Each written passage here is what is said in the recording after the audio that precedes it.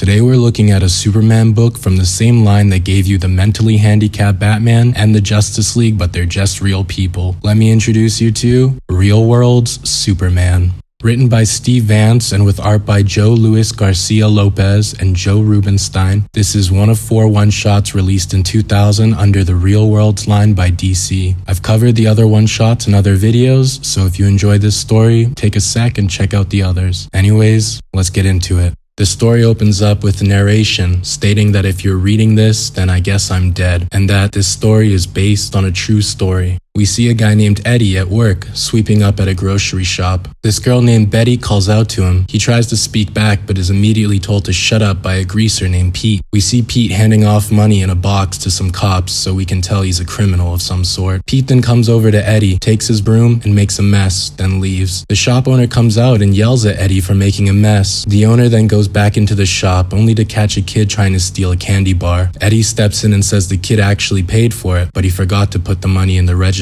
The owner lets the kid go, and the kid whispers thank you to Eddie, so he's a nice guy. We then see Betty and her friends standing outside of their apartment building. Eddie is walking back. He lives in the same building. They exchange some words about her boyfriend Pete, the asshole who gave Eddie a hard time. She says Eddie doesn't know him and that he's actually not a bad guy, and Eddie just needs to learn more about the world. He then goes into an alley, and Pete is there doing criminal business with 2 other guys. Pete shows that he has a Superman shield tattooed on his arm, and that it was Betty's idea. He then says something about Betty that makes Eddie angry enough to step in and say something. The 2 guys push Eddie into Pete's car, breaking the mirror. After that, Pete says to lay off of Eddie, and they bring him to a bar. They get him super drunk and he passes out on the table. Eddie wakes up in a bathroom. His chest hurts. He goes to the mirror and opens up his shirt and is shocked at what he sees. We, the audience, don't get to see it yet though. He runs through the neighborhood back to the bar. Pete's car is still there. Eddie pulls out a pocket knife and gets ready to slash his tires, but then Pete comes out. Eddie tries to stab Pete, but he dodges and then proceeds to rough up Eddie. His shirt is cut open and we see a huge Superman shield tattooed on Eddie's chest. Pete says it was $100 well spent, and then they toss him out of the bar. We next see Eddie back at work, sweeping again. Some guys come in joking about Eddie's tattoo, so he punches one of them in the face. It wasn't a great punch though. The guy is still standing and they don't even seem to be mad. Eddie's boss, however, is mad, and he fires him for trying to fight customers. The owner even goes as far as to spread the news to other business owners, so Eddie has a tough time looking for a new job. He goes back home and we find out he's late on his rent, but then he hears someone at his door. He opens it and is immediately greeted with a kiss from a cute redhead named Rita. She says that she wants him. She gets on top of him on the sofa and starts kissing him. But then Betty and the rest of her girlfriends are there. It was a setup so they could get a picture of the Superman tattoo uncovered. The next day he goes back to the shop and begs for his job back, but the owner says no. He asks to borrow money, but the owner says no to that as well. He says Eddie is like a magnet for bad luck and that he's already been replaced by somebody else who's doing a decent job. Eddie leaves and we see him go to spy on Pete. Pete leaves his place and then Eddie goes to Pete's apartment and breaks in to steal stuff because the way he sees it, Pete owes him. He finds a bunch of cash, but just then, the police bust in and put him under arrest. He's sent to prison for a few years for grand theft. Now with a shaved head, he's walking into prison and a guard says, "Welcome to the real world."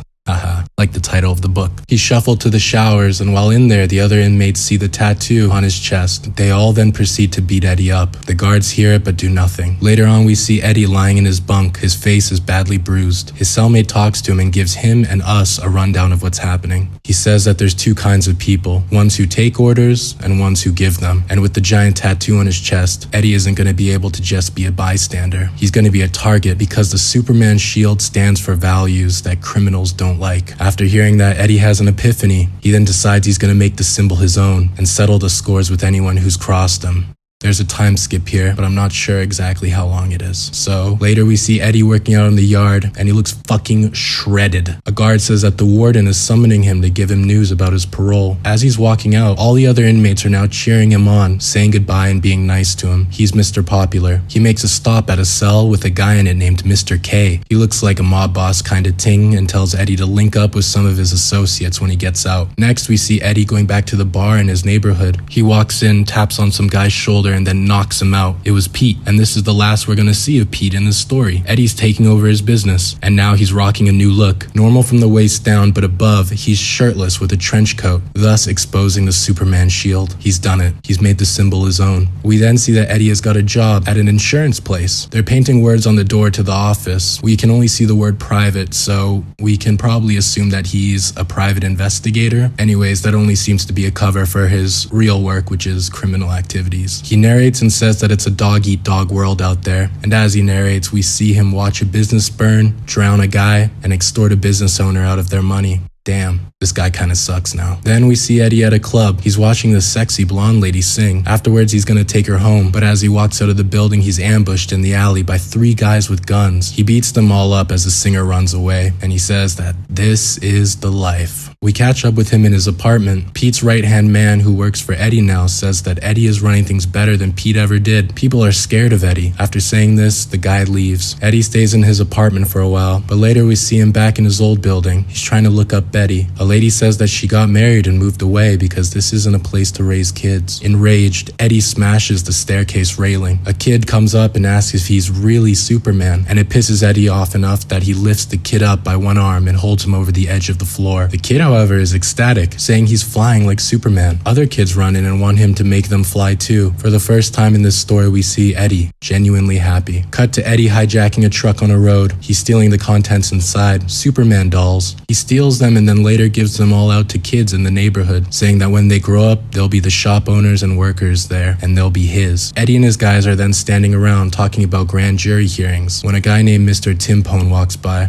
Apparently he's a do-gooder rat who's set to testify in the case that they were just talking about. Eddie pulls him inside and threatens him. The kid walks in. It's Mr. Timpone's son. He's one of the kids that Eddie's been nice to. Superman, what are you doing? Eddie has a look of shock on his face, so he walks away. We then see Mr. K on the phone talking to Eddie's right-hand man, talking about how Superman has gone soft. They imply that Eddie's position is going to be empty soon. We follow up now with Eddie as he's walking back to his apartment. He's greeted at the door by his right-hand man. He comes in to see a bunch of his guys. Eddie tells him to throw his right-hand man out, but they start trashing the place instead. We cut away to Mr. Timpone's son's bedroom. He hears loud noises outside of his window. He goes and looks down into the alleyway, and he sees Superman on the ground, bloodied up. The 2 guys who left Eddie there leave, and the kid runs down to him. The kid takes Superman to the basement and hides him, gives him a blanket, and lets him rest. Later, we see Mr. Timpone come down. Him and Eddie have a chat. Timpone says that his son looks up to Eddie, and that he sees that Eddie genuinely likes kids, so he asks how he can do such horrible things to their parents and their community. Eddie says that he does what he does just to get by. It's the way the system works, and if he needs to get by someone else, then he will. He states that he didn't create the system, so it's not his fault. Timpone recites something from the Bible, comparing him to Cain, a fugitive walking the earth after being marked by a symbol, so everyone he comes across would know who he is. After saying that, Timpone says to Eddie to stop thinking he's better or worse than anyone else. He then leaves, saying he's gonna go do something tonight with his son. Then Eddie leaves. He follows his former right-hand man. He's at some sort of gathering. A bunch of children and their parents are there. Eddie sees Mr. Timpone and his son walking across the street to join. That's when Eddie sees it.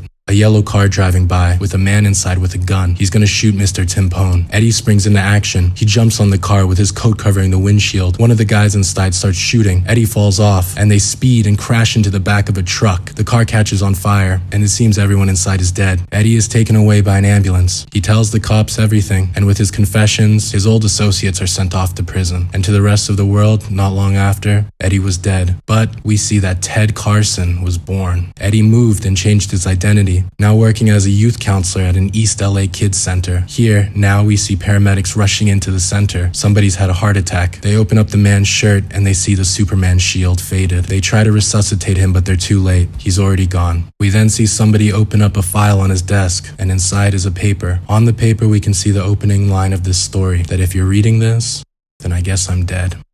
The end.